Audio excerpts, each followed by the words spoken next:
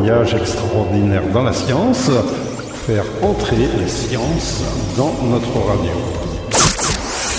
Voyage extraordinaire dans les sciences, une codiffusion Radio Laser et le site web culturel breton unidiver.fr. Bonjour à toutes, bonjour à tous. C'est donc un voyage extraordinaire dans les sciences que vous invite cette émission. Alors je suis donc avec Jean-Louis Coatrieux. Bonjour Jean-Louis. Bonjour Félix. Et pour ce voyage, nous recevons Valérie Bonardo, qui est enseignante chercheuse environnementale en géographie physique à l'université de Rennes 2. Je crois que j'aurais dû dire plutôt enseignante chercheuse en géographie physique et environnementale à l'université de Rennes 2. Valérie, dont les travaux sont spécialisés autour de la climatologie appliquée à la viticulture. Bonjour Valérie. Bonjour. Bon, ma présentation était un petit peu chaotique. Vous voulez peut-être revenir là-dessus un petit peu ? Donc, je suis enseignante-chercheur à l'université Rennes 2 et ma spécialité porte sur la géographie environnementale et la climatologie. Et mes recherches portent sur la thématique du changement climatique et ses impacts à l'échelle régionale, notamment sur l'agriculture et particulièrement sur la viticulture. Voilà, donc des sujets... Nous allons boire ces paroles. Oui, bravo Jean-Louis.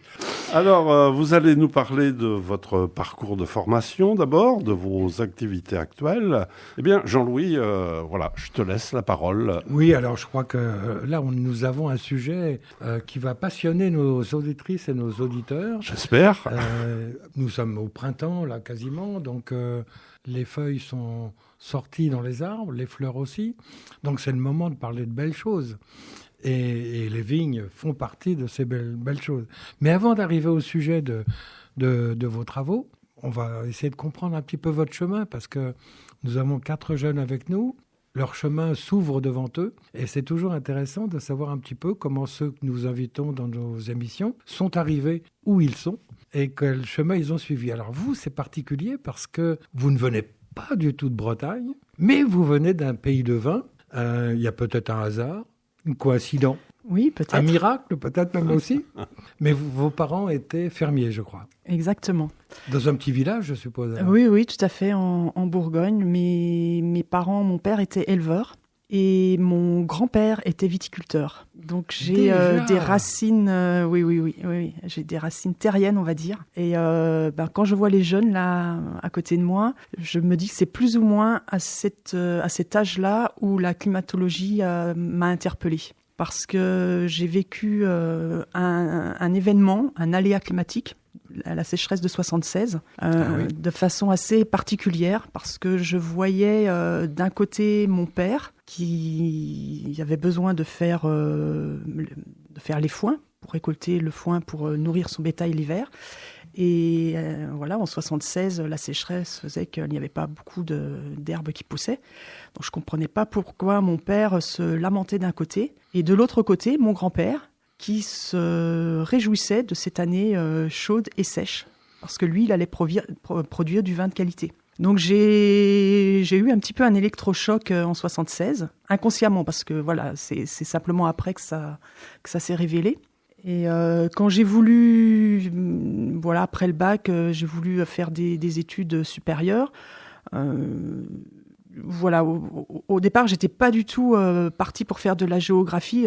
Je voulais être vétérinaire. Voilà, mon père était éleveur, donc je voyais le vétérinaire dans la cour de ferme, ça me passionnait. Après, en collège, lycée, j'étais très bonne en sport, je voulais être prof de sport. Enfin bon, voilà, j'étais un peu dispersée, un petit peu partout. Et voilà, pour des raisons un petit peu médicales, j'ai eu un petit problème, un petit souci lors de mon bac qui a fait que je ne pouvais pas être prof de sport. Donc, je me suis orientée vers la géographie. Mais au départ, c'était un hasard. Et j'ai eu un déclic lors de 2 cours. Le cours de climatologie. C'était au lycée ? Non, en fac, en première année de géographie. Donc j'ai pris la géographie parce que j'aimais bien les cartes. Voilà, géographie, géo, étymologiquement, c'est la terre. Graphie, c'est le dessin. J'aimais bien la carte, j'aimais bien les cartes, j'aimais bien les paysages, j'aimais bien les nuages. Voilà, donc j'ai pris la géographie et en première année et deuxième année de géographie, on avait un cours de climatologie qui m'a passionnée, qui a été faite par Jocelyne Perrard, qui est devenue après ma directrice de thèse. Ah oui, l'histoire s'est prolongée à ce Oui, point-là. mais inconsciemment. Hein. Et en deuxième année, surtout, le gros déclic, on a eu un cours de météorologie. Et après, je me suis dit, mais pourquoi j'ai pas fait l'école normale de la météorologie ? Enfin voilà, j'avais vraiment... mais c'était inconscient au départ. Et c'est quelque chose qui s'est révélé au cours de 2 cours et de 2 profs qui étaient complètement à l'opposé. Et voilà, j'ai voulu continuer dans cette branche et j'ai choisi... donc maintenant, ça s'appelle le master, mais moi, à l'époque, quand j'étais... un DEA. C'était un DEA, une maîtrise et un DEA. Donc, on nous proposait des sujets de recherche. Et moi, je voulais faire de la climatologie, de la météorologie, mais appliquée à l'agriculture, avec on va dire, mes racines agricoles, terriennes. Je voulais que ça serve, que ce soit appliqué à l'agriculture. Et j'ai accepté un sujet de recherche en maîtrise et en DEA et ensuite en thèse sur la climatologie appliquée à la viticulture. Alors, on va y revenir. Vous avez mentionné une école de météorologie. Elle existe toujours ? Oui, je suppose. C'est l'école qui forme les météorologues. Donc, c'est une école nationale ? Il y a oui, à une Toulouse. Seule école en France, oui, c'est ça ? Oui. Et donc, j'ai pas cherché, en fait. C'est vraiment le déclic une fois à la fac. Je me suis vraiment rendu compte que c'est quelque chose, la climatologie, la météorologie, qui me passionnait. Et voilà, j'étais engagée dans un processus universitaire. Je voulais pas me déraciner, on va dire, encore, et me reconvertir. Mais peut-être que j'aurais dû, je sais pas. Enfin, je regrette pas du tout mon parcours. Hein. Il a été... En fait, si je suis là aujourd'hui, c'est... on choisit notre parcours, hein, c'est un pas plus un pas. Et en fait, on aurait pu faire... J'aurais pu faire différemment. 1000 autres pas. Exactement. J'ai mais il y a voulu... des bifurcations, des fois, dans qui la vie. sont primordiales. Il y a des choix qui sont importants que l'on fait, dont on ne mesure pas toujours, d'ailleurs, les conséquences. Et ils peuvent être heureux, comme ils peuvent être un peu plus malheureux. Alors, il y a un autre choix qui a été décisif pour moi, c'est au niveau de ma thèse. En tout début de thèse, ma directrice de thèse était invitée à faire une conférence qui s'appelait Planète Chardonnay. Chardonnay, c'est un cépage très connu, emblématique de la Bourgogne. Oui. Et elle était passée présidente de l'université à cette période-là, et elle ne pouvait pas y aller. Donc voilà. Que fait un directeur de recherche quand on ne peut pas y aller ? Généralement, on envoie les doctorants. Oui. Donc, j'y suis allée et au cours j'ai présenté mon projet de recherche. Et dans le public, il y avait l'attaché agricole à l'ambassade d'Afrique du Sud.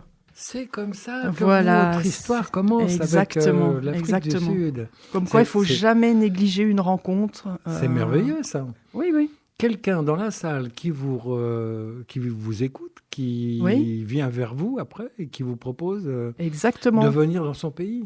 Alors, de fil en aiguille, donc je rencontre en premier lieu l'attaché agricole à l'ambassade d'Afrique du Sud en France, qui lui recevait une délégation sud-africaine de chercheurs en viticulture qui travaillait sur des programmes de recherche sur les terroirs viticoles en Afrique du Sud. Donc ça, c'était à la fin des années 80, enfin début des années 90.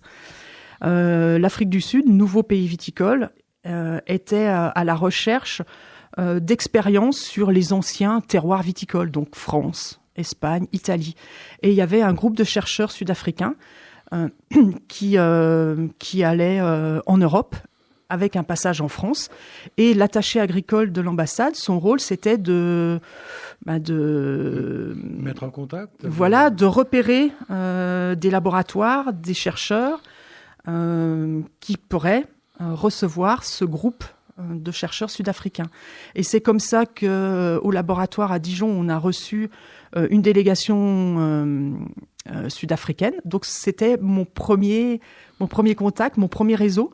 Et ensuite, moi, à la fin de la thèse, Eh bien, quand j'ai cherché à faire un post-doctorat, j'ai fait marcher mon réseau sud-africain et je suis partie en Afrique du Sud. Donc, on va apprendre un petit peu l'histoire du vin en Afrique du Sud.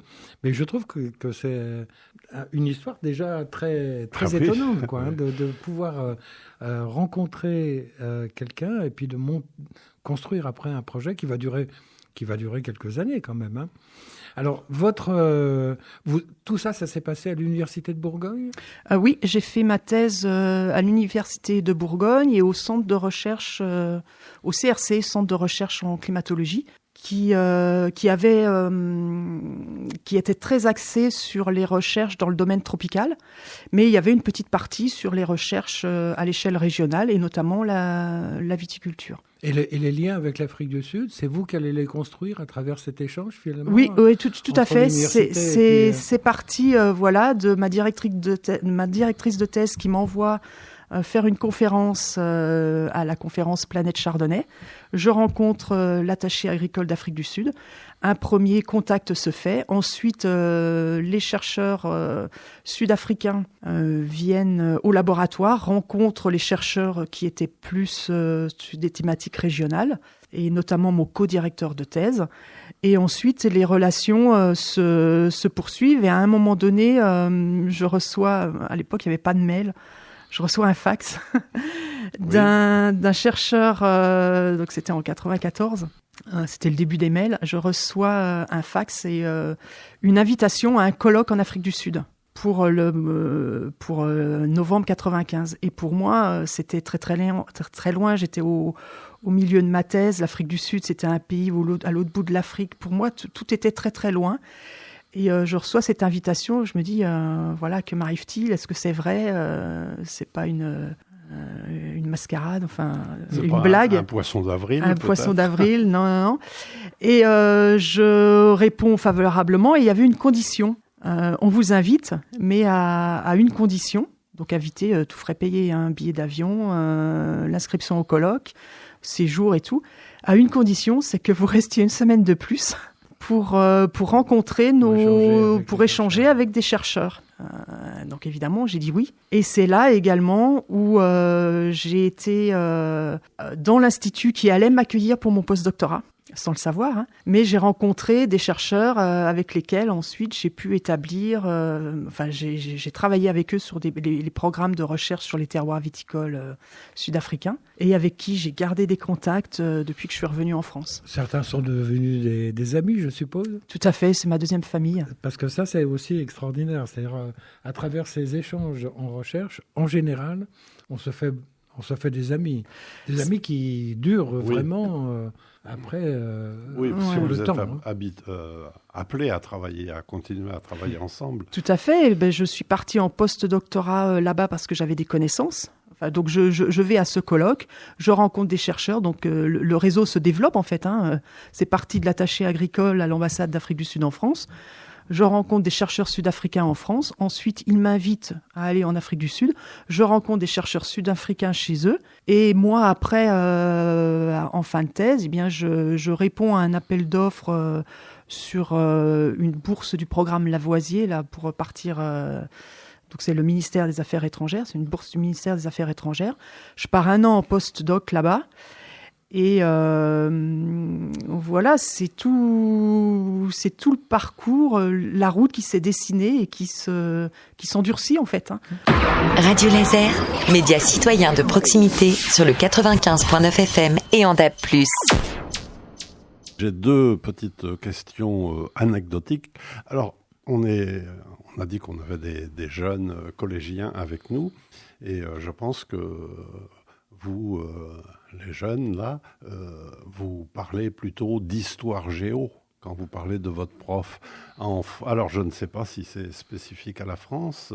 Je crois qu'on en a déjà parlé, mais on avait posé la question à un universitaire historien plutôt. Apparemment, vous, dans votre formation, vous n'avez pas du tout touché à l'histoire. Alors, si, j'ai eu de l'histoire géo au collège, au lycée. Oui, mais je veux dire, dans votre formation universitaire. Alors, à l'université, c'est 2 disciplines différentes. Voilà, il y a un département de géographie, un département d'histoire. À l'intérieur du département d'histoire, il y a toutes les périodes. Vous avez les médiévistes, vous avez les contemporains. Voilà, c'est assez complexe également. Et en géographie, on a la partie plutôt géographie humaine. Oui. Et la partie environnementale. Dans la partie environnementale à laquelle j'appartiens, il y a la climatologie, la géomorphologie, la biogéographie, et j'en oublie un autre, l'hydrologie. On peut peut-être expliciter les facettes qu'elle recouvre, ces différentes disciplines, ou c'est compliqué ? Donc tout ce qui relève de la climatologie, donc ça va être tout ce qui concerne la composante atmosphérique, et regarder les impacts. Nous, on n'est pas des physiciens de l'atmosphère. L'approche géographique est différente. Hein. On est à l'interface environnement-société, nature-société. Donc l'approche géographique de la climatologie est différente de la climatologie faite par les physiciens de l'atmosphère. Et pareil pour la géomorphologie. On a les géologues qui sont vraiment les sciences dures. C'est une discipline qui relève des sciences dures. Alors que la géomorphologie, qui est également une branche de la géologie, qui va être traitée par des scientifiques, on va dire sciences dures, même si j'aime pas trop ce terme-là. Qui sont à Rennes, ceux-là. Qui sont à Rennes, voilà. Philippe Davy en fait partie, je crois. Tout à fait. Vous le connaissez ? Je le connais parce qu'il est... Oui, bien sûr. Il est membre du Haut Conseil breton pour le climat, dont je fais partie également. Donc la géomorphologie, c'est également traité, c'est une facette qui est traitée par les géographes. Et pareil pour l'hydrologie ou la biogéographie. Alors, on va J'avais juste encore une petite question annexe. Cette rencontre avec l'Afrique du Sud que vous avez évoquée, là, quelle était à cette époque la situation politique en Afrique du Sud ? Dans les années 90. Donc. Alors, moi, j'y suis allée en 95, donc une année après l'élection de Mandela. Oui. Voilà, donc moi j'ai connu l'Afrique du Sud post-apartheid. Et donc, est-ce qu'il y a un lien entre ce changement politique très important, enfin plus qu'important, fondamental pour le pays, et l'introduction de la viticulture, parce que ça s'est fait à peu près à la même époque ? Non. Non. Alors là, on remonte très très loin. Alors là, c'est pareil. Ça peut être très long l'histoire. Oui, alors... on va dire le système de démarcation de leur appellation est récent et est dans les années 90, certes. Mais la viticulture a commencé... L'Afrique du Sud, c'est un pays très intéressant parce qu'en fait, on peut remonter. On connaît exactement la date du premier vin. 1655. Ah oui. 1655, oui, parce que en fait, ça remonte à l'époque où l'Afrique du Sud était colonisée par les Hollandais. Les Hollandais, oui. Voilà, et les Hollandais sur la route des épices ont établi une colonie au Cap. Tout ça, ça commence d'un bateau qui a chaviré au large du Cap. Voilà, donc il y a les marins qui sont venus s'installer. Et qui ont commencé à coloniser. Ils se sont rendus compte qu'en fait, c'était à mi-chemin par rapport, entre la Hollande et l'Inde, et que ça leur faisait peut-être un bon endroit pour faire un arrêt sur leur grand trajet en bateau à l'époque. Qu'il n'y avait pas le canal de Suez. Exactement. Et donc...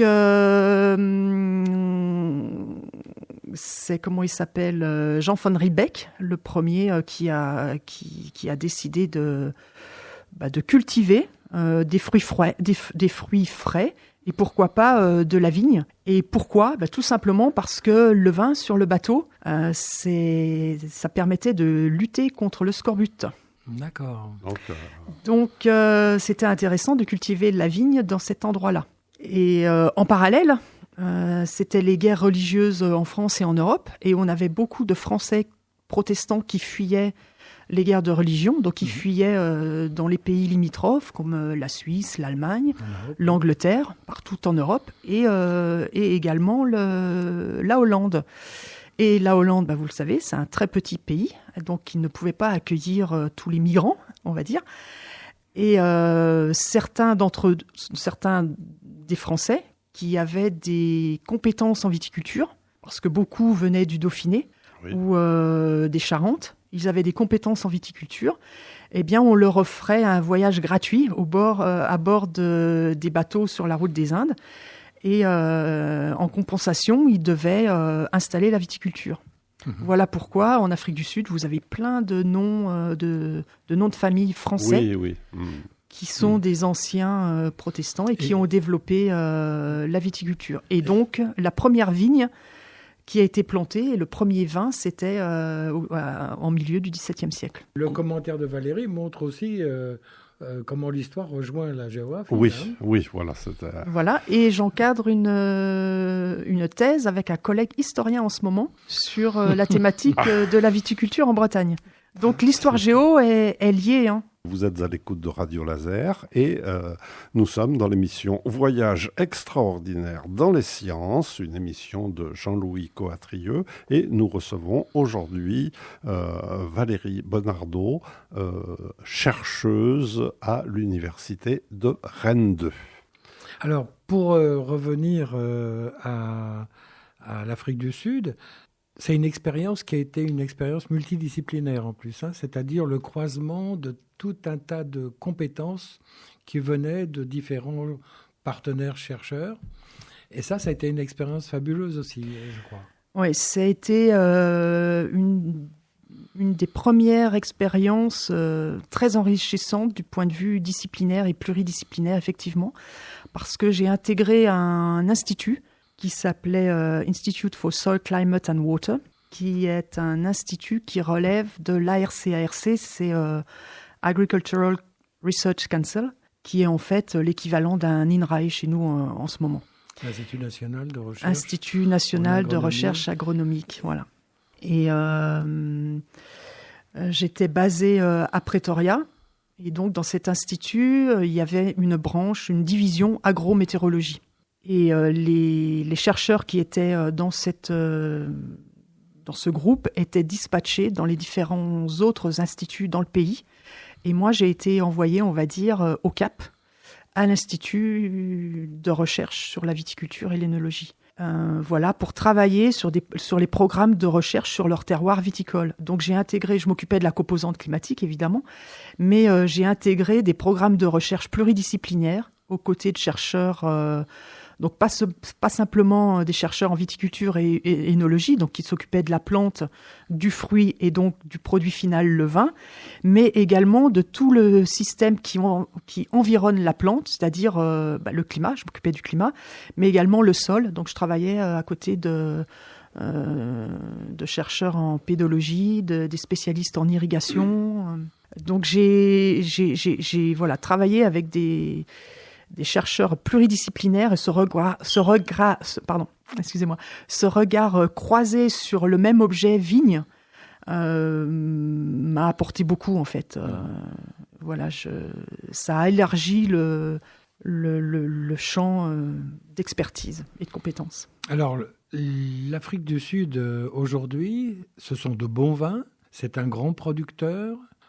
Par rapport à l'Argentine ou d'autres pays d'Amérique du Sud, par rapport à l'Australie C'est un grand Californie, pays de vin. Même les États-Unis produisent aussi. Oui. Alors, je n'ai pas les derniers chiffres en tête, mais l'Afrique du Sud est parmi les premiers producteurs, on va dire, du Nouveau Monde. Donc, j'entends par les producteurs du Nouveau Monde principalement les pays de l'hémisphère sud, donc Argentine, Chili, Nouvelle-Zélande. Voilà, donc ça fait effectivement l'Afrique du Sud est parmi les premiers producteurs du Nouveau Monde. Et ils montent en compétences.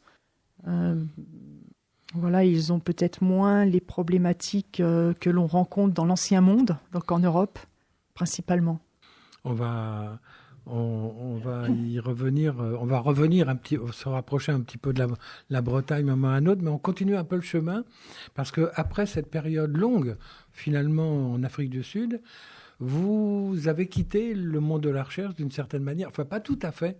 Racontez-nous un peu l'expérience que vous avez faite après cette Afrique du Sud, qui a dû être un séjour merveilleux quand même. Oui, donc j'ai fait 1 an de post-doctorat et ensuite j'ai eu deux contrats de recherche. Et donc au total, je suis restée presque 8 ans en Afrique du Sud.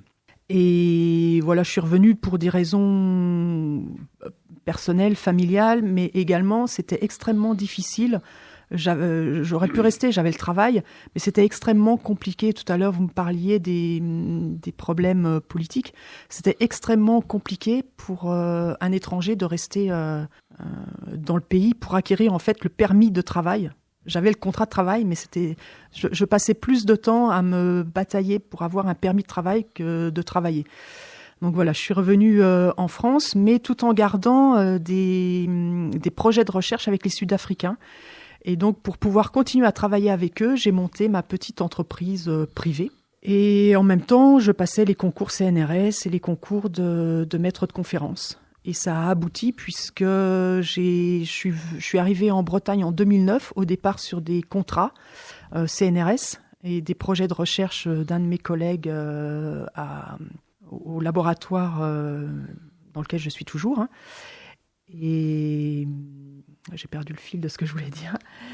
Et non, c'était l'intégration après à oui, l'université. Voilà. Donc en 2009, je suis arrivée à Rennes et ensuite j'ai réussi le concours de maître de conférence en 2012. Donc en fait, je suis enseignante-chercheur à l'université Rennes 2 depuis 2012. Alors on peut peut-être profiter que vous êtes là aussi pour vous expliquer un petit peu les choses. Alors le CNRS, c'est le Centre national de recherche scientifique. C'est le plus grand organisme de recherche que nous avons en France.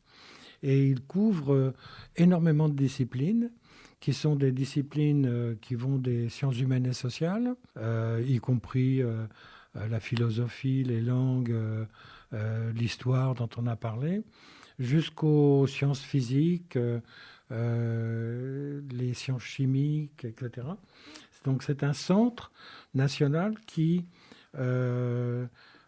est construit sur des laboratoires qui existent dans les universités et qui sont des partenaires avec le CNRS.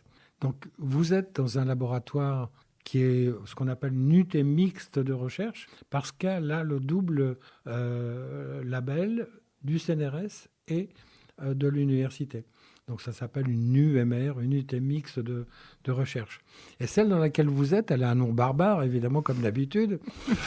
LETG. Alors, LETG. L pour littoral, E pour environnement, T pour télédétection et G pour géomatique. En fait, c'est un acronyme qui essaye de recouvrir tout de manière synthétique nos axes de recherche au sein de ce laboratoire. C'est un laboratoire de géographie environnementale. On a 3 axes de recherche principaux. Le littoral, les environnements continentaux, donc pour faire tout en restant en continuité intermère. Et le 3e axe, c'est la géomatique. Et à l'intérieur de ces axes, on a des thématiques de recherche. Et moi, par exemple, je suis principalement dans la thématique adaptation des agrosystèmes au changement climatique. Donc, agrosystème, c'est un autre terme pour dire agriculture, en fait. Alors, c'est un laboratoire qui est très, très ancien, qui a été construit il y a peut-être 30, 40 ans. Je crois que ça date des années 90, oui. Qui s'appelait au départ le laboratoire Costel. Oui, Costel pour climat et occupation du sol et tel pour télédétection. Voilà, et qui a une particularité, c'est qui avait attiré mon attention, parce que moi je suis basé à Beaulieu, mais mon laboratoire est basé à Beaulieu, sur le campus de Beaulieu, donc c'est l'est de la ville de Rennes, alors que Rennes 2 est sur l'ouest de Rennes, donc la distance fait qu'on ne se connaît pas beaucoup, mais le laboratoire Costel était un plus proche des composantes de Beaulieu parce qu'ils ont beaucoup travaillé sur l'imagerie satellitaire. C'est une imagerie qui permet de faire des observations de la Terre avec une grande précision et qui permet par exemple de suivre l'agriculture. Savoir par exemple quel va être le rendement d'une parcelle de blé en fonction du stade dans lequel et les couleurs qu'il va prendre au cours de sa pousse. Et donc, ce sont des gens qui font du traitement d'image quelque part. Tout à fait. Et comme moi, je fais aussi un peu de traitement d'image, donc je les connaissais à ce titre-là.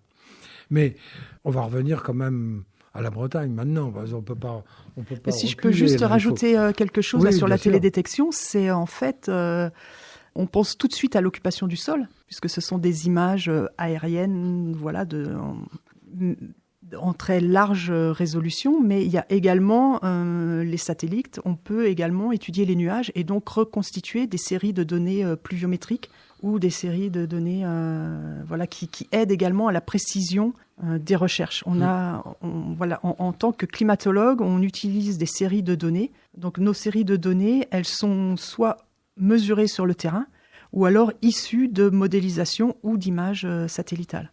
Ce qu'on entend par modélisation, ce sont des modèles mathématiques, donc qui vont s'exprimer par des équations et qui vont essayer de traduire la réalité du monde qui nous intéresse. Donc, ces modèles mathématiques sont utiles pour toutes les disciplines, je dirais.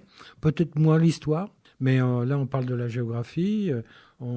Évidemment, en médecine, c'est très, très, très important, mais il y a beaucoup, beaucoup de domaines où cette dimension modélisation mathématique, qui se base sur les principes physiques, bien sûr, est très importante. Alors, cette Bretagne, vous êtes en train de nous dire que finalement, les vins de Bourgogne, les vins de Bordelais vont être remplacés par les vins bretons, c'est ça? Oh là là. Vous voulez la guerre? Alors, on va supprimer, on va mettre une grosse croix rouge sur le terme remplacer. En fait, ça ne va pas remplacer parce que c'est forcément quelque chose de nouveau. C'est pas le même territoire, c'est pas le même terroir, c'est pas le même sol, c'est pas les mêmes cépages, donc c'est forcément quelque chose de nouveau qui va être produit en Bretagne. Et ce qui est produit en Bretagne n'a pas le but de remplacer... Non, je plaisantais. Oui, bien sûr, mais je préfère le dire Il vaut mieux clairement. Préciser. Voilà. Ouais. Je veux pas m'attirer les foudres des Bourguignons ou des Bordelais. Donc et puis c'est quelque chose qui commence, c'est très petit comme superficie, ça n'a rien à voir avec les grandes superficies des vignobles existants.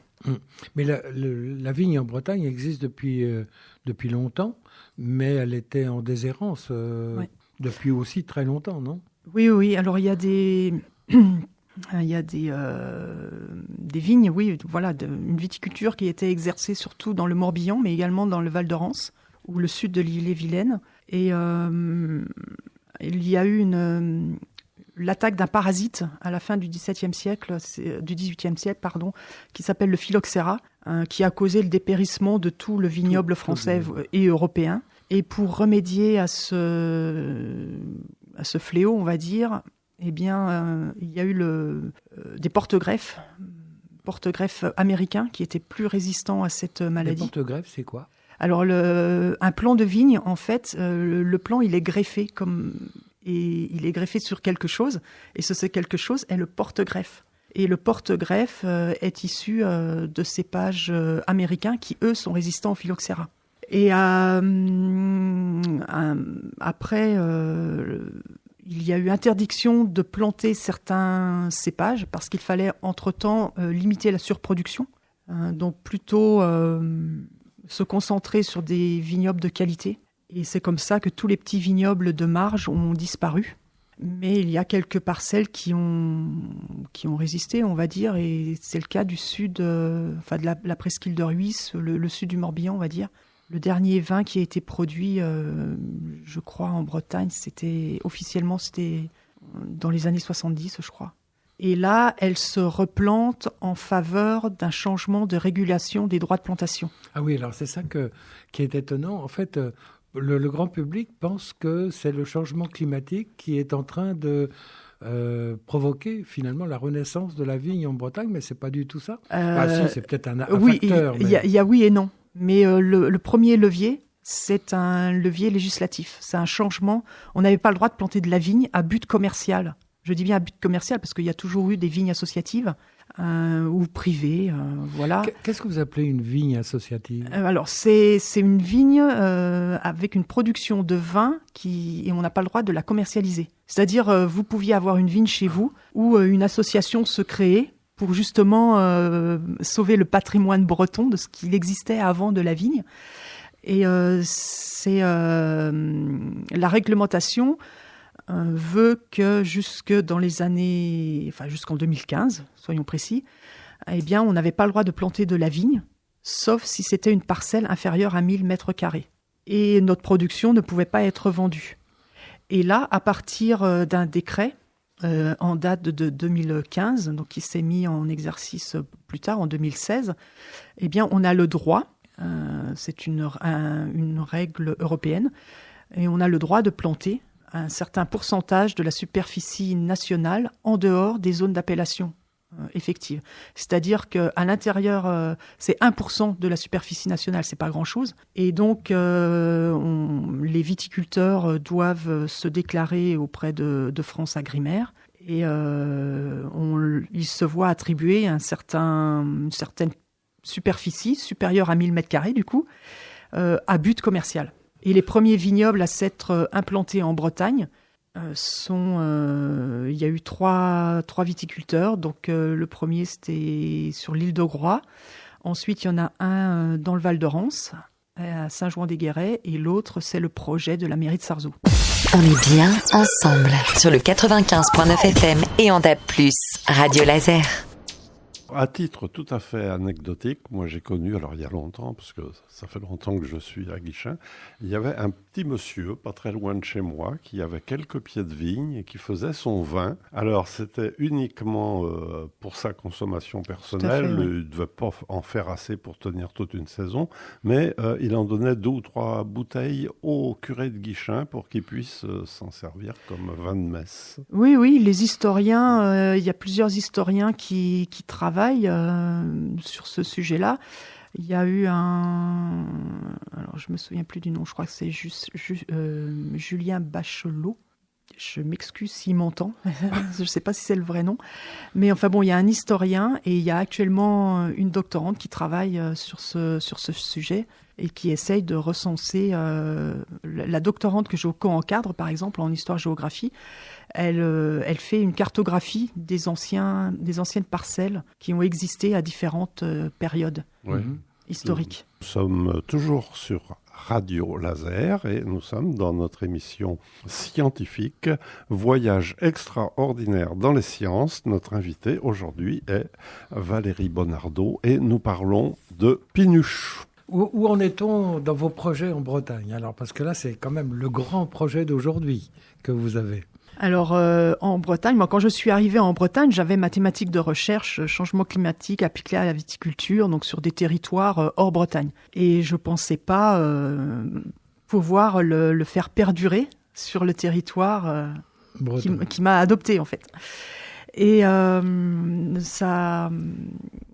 avec un collègue, on a commencé à mettre des capteurs dans des vignes associatives. C'était en 2012-2013. Un petit peu pour le fun au départ. Et puis, avec ce changement de réglementation et les différents projets de recherche hors Bretagne, eh bien, ça a pris de l'ampleur. Et voilà, donc il y a eu un premier projet sur l'impact du changement climatique sur la viticulture en France, donc un projet qui s'appelle le projet La Cave. Un projet national ? Un projet national qui était piloté par l'INRAE. Et donc, on a étudié les potentialités climatiques de la Bretagne dans le cadre de ce projet-là. Donc, pour illustrer un petit peu une des stratégies d'adaptation de la viticulture au changement climatique. Donc, c'était un scénario qu'ils ont appelé le scénario nomade. Donc, un déplacement des aires de la viticulture plus au nord ou plus en altitude, pour chercher la fraîcheur, en fait. Donc, c'est dans ce cadre-là qu'on l'a étudié au départ. Parallèlement, on avait les projets de recherche de mon collègue Hervé Quénol, qui, lui, avait beaucoup de projets sur l'observation climatique et, en parallèle, l'observation des stades phénologiques de la vigne. Donc là, on travaillait vraiment à l'échelle d'une appellation ou à l'échelle d'une parcelle.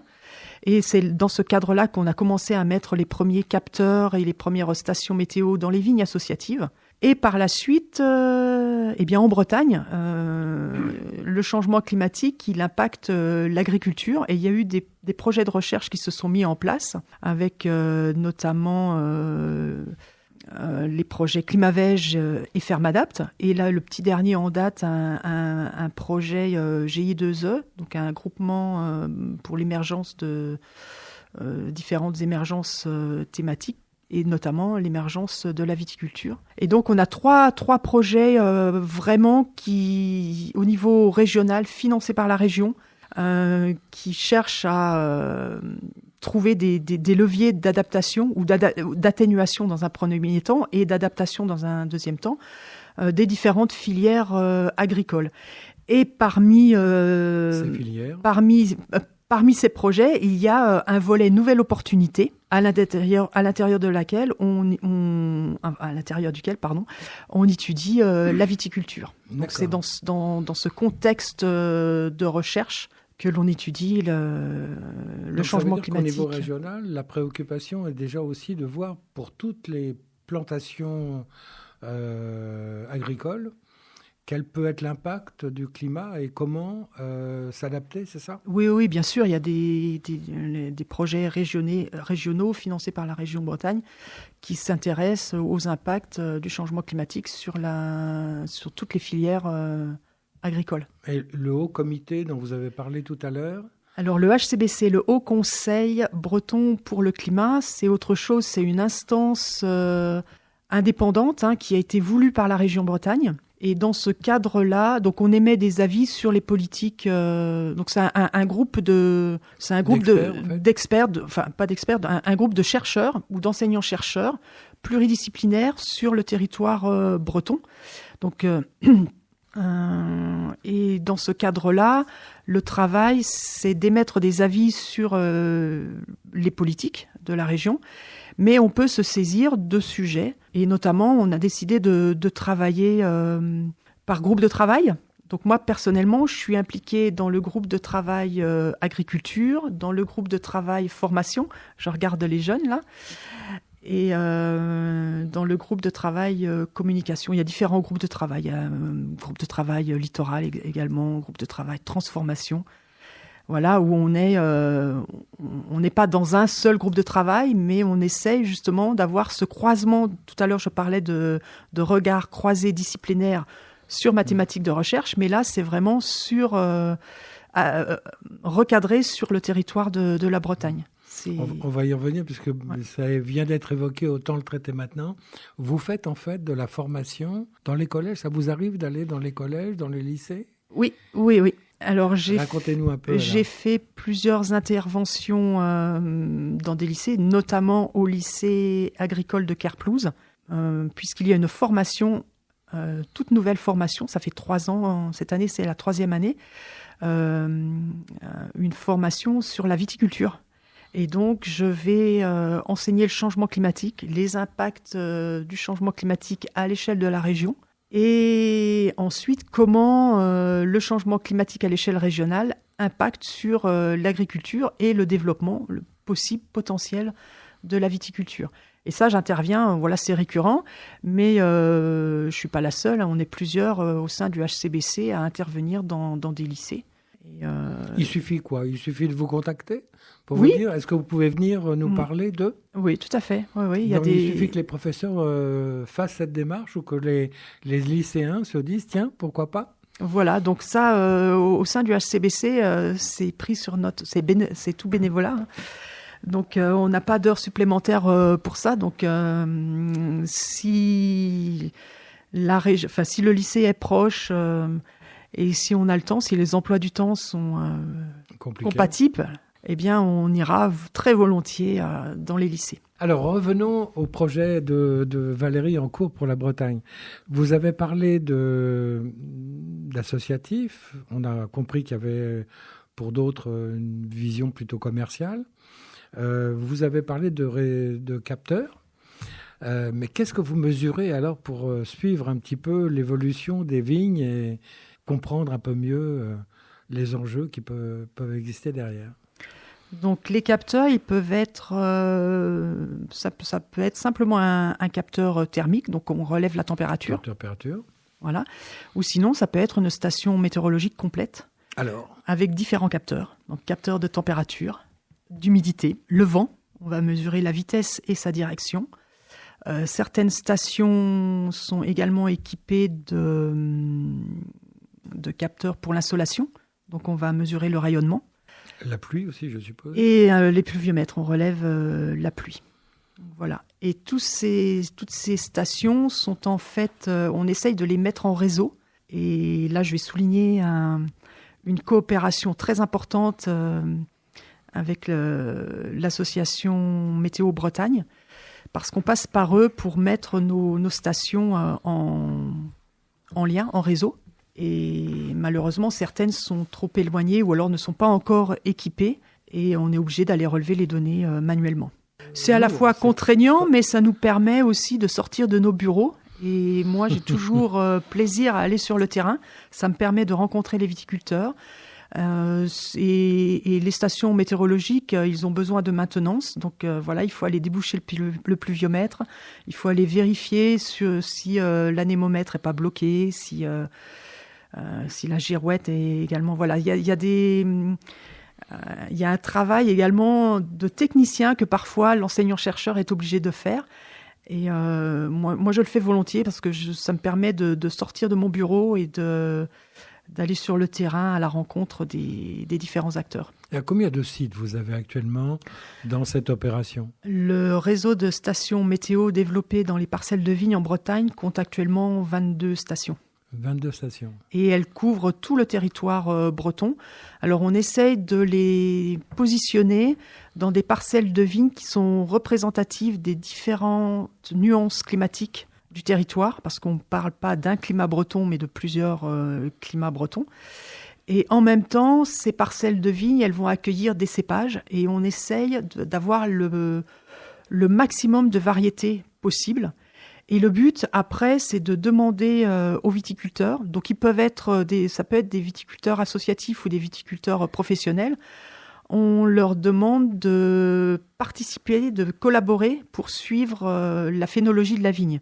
Il y a certaines parcelles, on le fait, voilà, c'est budgété sur nos projets, mais sur nos projets, quelquefois, et c'est ça également qui est intéressant pour montrer le positionnement du géographe dans les projets de recherche, c'est que quelquefois, on est obligé de créer notre réseau de données pour répondre aux problématiques, aux enjeux qui émanent du territoire.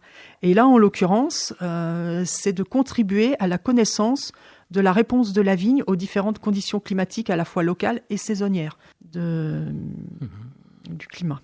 Donc voilà, c'est quelque chose qui a commencé. Notre première station météo, le premier capteur date de 2012, comme je vous l'ai dit. Mais la première station météo, elle a été mise en 2018, sur un vignoble professionnel. Et là, on a assez de recul maintenant pour avoir une petite variabilité climatique.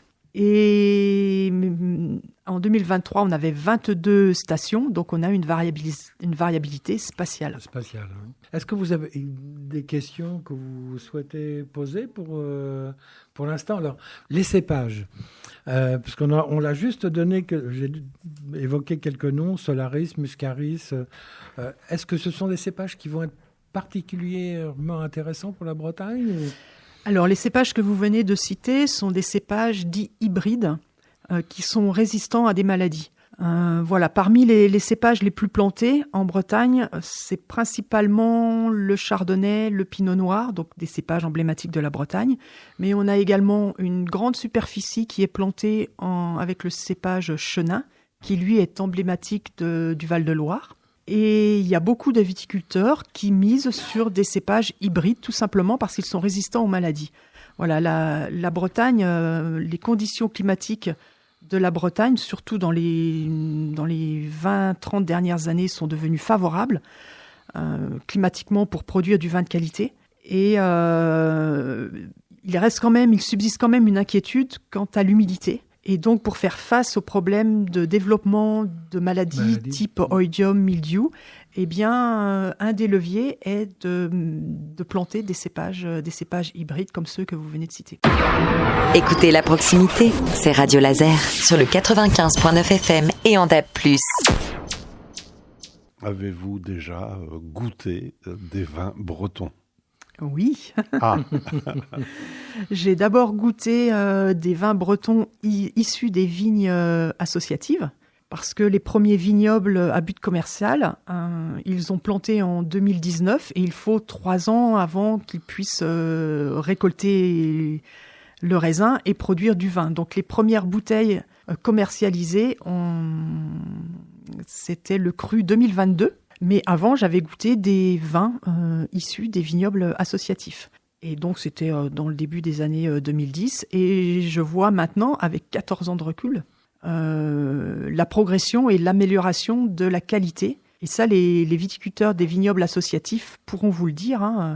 Ils observent une amélioration de la qualité qui est liée au changement climatique. oui.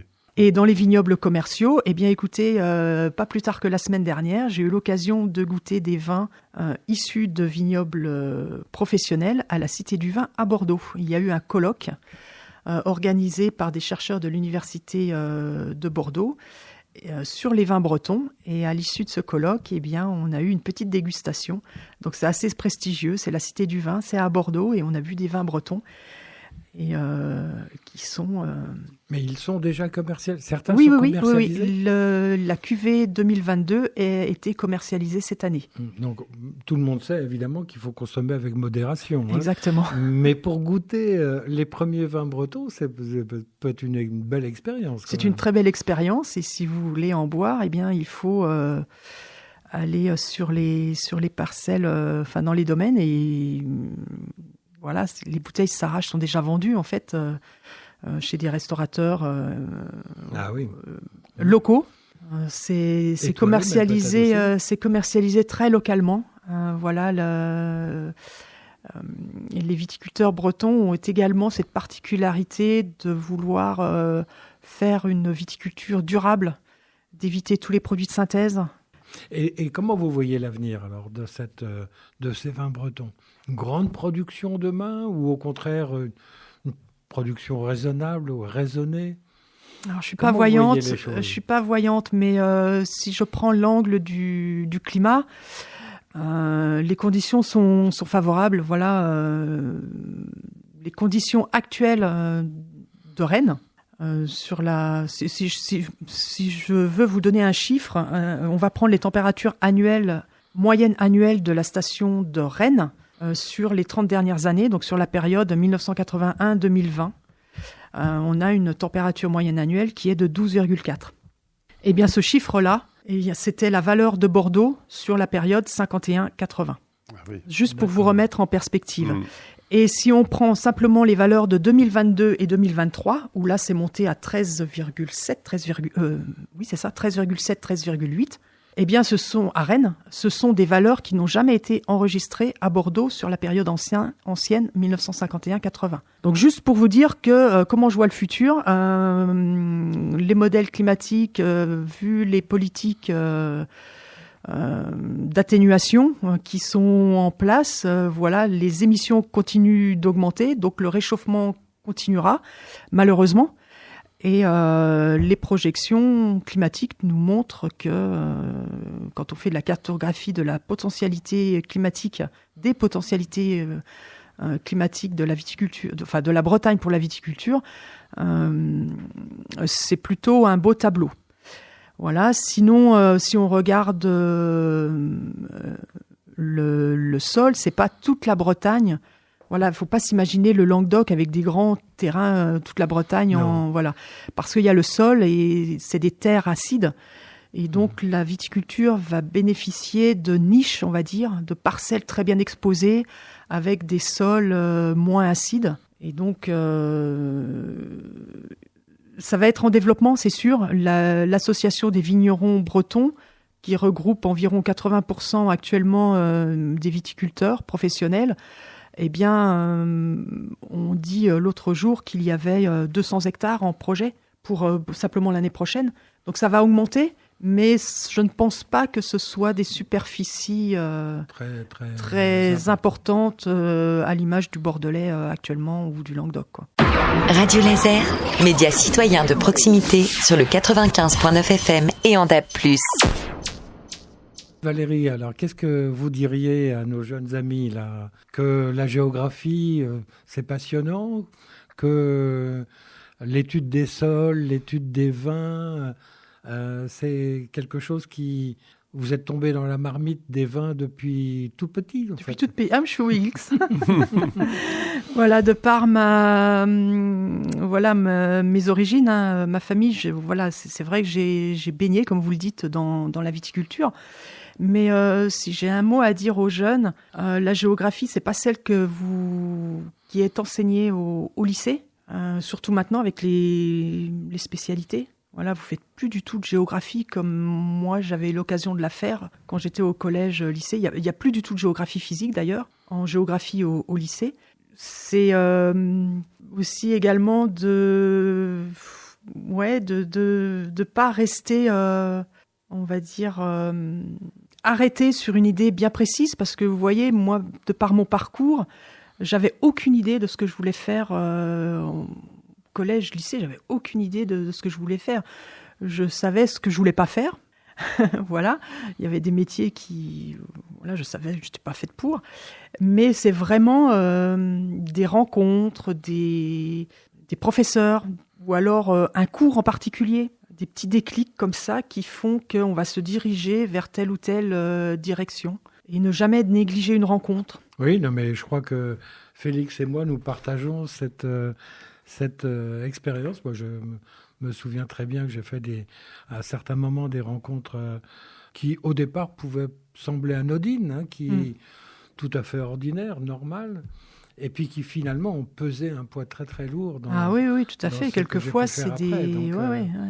Donc, c'est cette ouverture vers les autres et la curiosité, je crois, fait partie des choses qu'on peut vous souhaiter et qui peut vous faire découvrir des mondes complètement nouveaux que vous n'aviez même pas imaginé ou même pas pensé.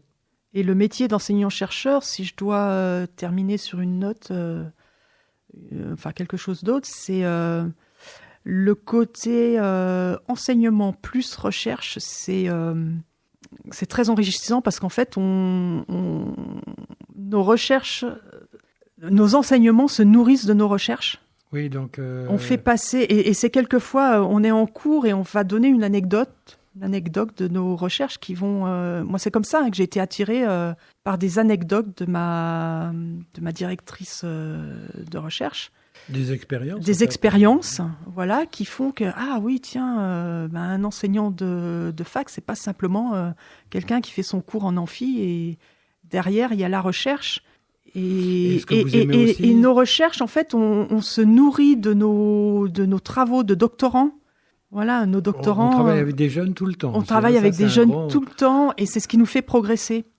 progresser. Je suppose que ce que vous aimez aussi, vous l'avez dit tout à l'heure, c'est aller sur le terrain aussi. Ouais. C'est-à-dire rencontrer des gens qui vont pas être du même métier que vous, qui vont pas avoir le même regard que vous, la même pratique que vous, mais qui va aussi vous enrichir d'une certaine manière. Tout à fait. C'est la différence entre la climatologie appliquée et la climatologie fondamentale. La climatologie appliquée, c'est réellement... je veux pas dire que la climatologie fondamentale ne sert pas à quelque chose, mais ça reste que dans des sphères assez stratosphériques, on va dire, alors que... Théorique, alors que la climatologie appliquée, c'est la pratique avec la rencontre d'acteurs de terrain. Et c'est important.